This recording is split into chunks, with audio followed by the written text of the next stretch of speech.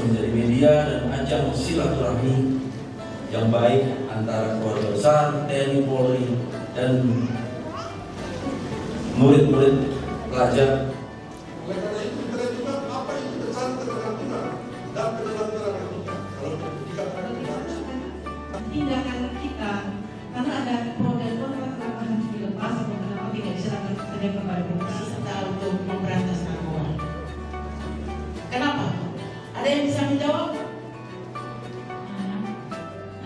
Ini juga menyangkut pribadi saya. Bebas ya, apalagi ibu-ibu ini kan bisa memilih. Kalau bapak-bapak enggak. Tapi pilihan kita itu mendewasakan kita.